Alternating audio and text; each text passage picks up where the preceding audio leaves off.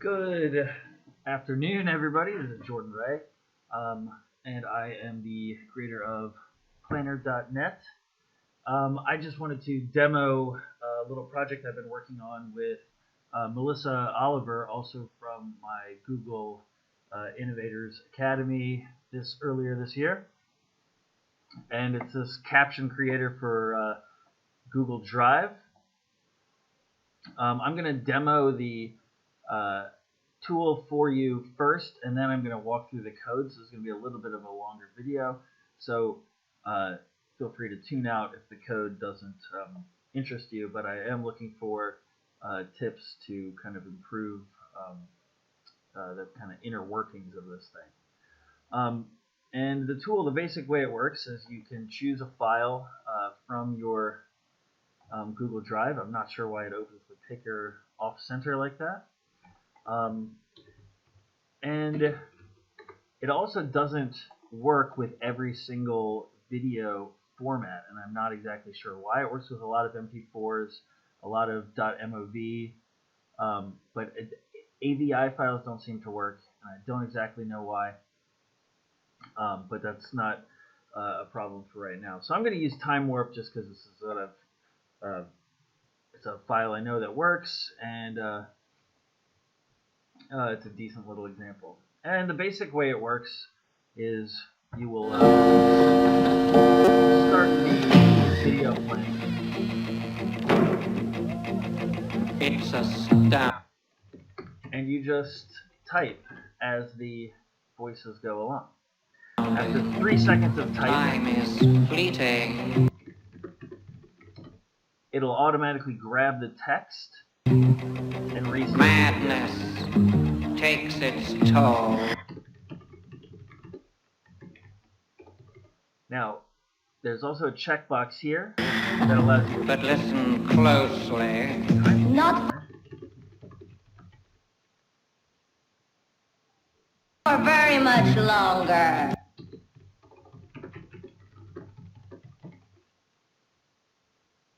And you'll see those timestamps are formatted. I've got to keep control.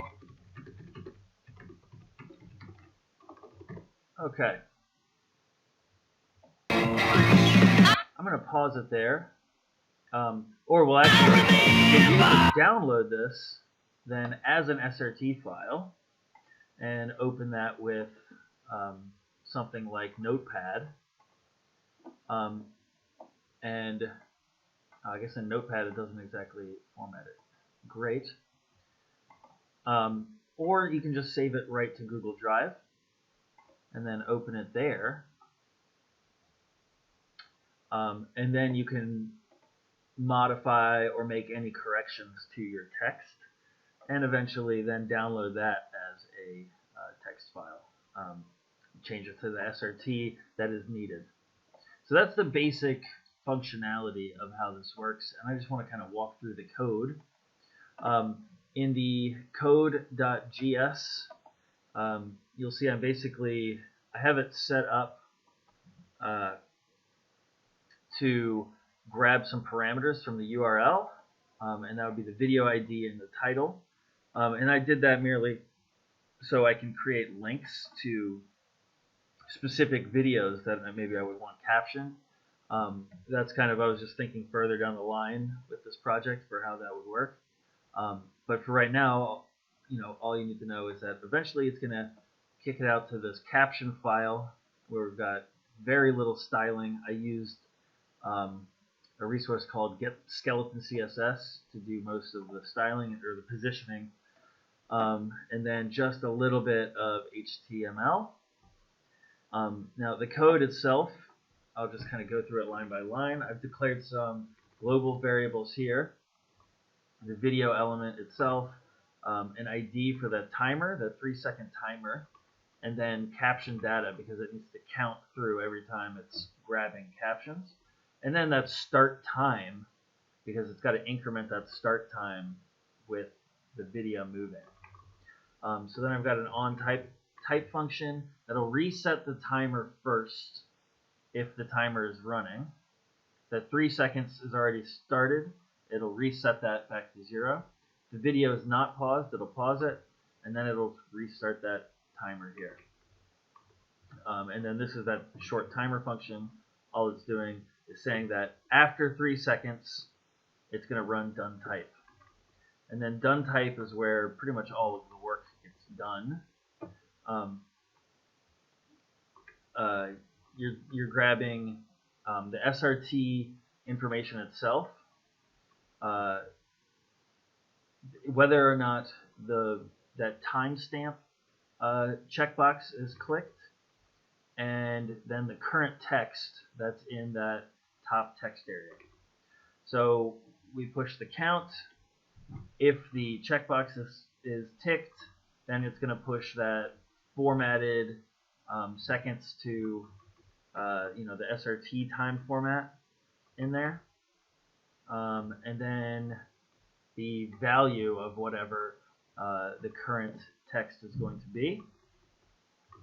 Moving down, it's going to then kind of reset some values then for the next time around, and it's going to put that SRT value back up into the HTML right here in this viewer text area. And that means basically that you can still use this as a text area.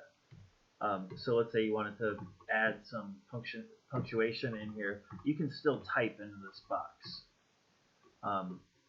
Let's see, is there any, you can do punctuation or maybe fix any other errors right inside here, and those changes will be reflected when you download or send it to Google Drive.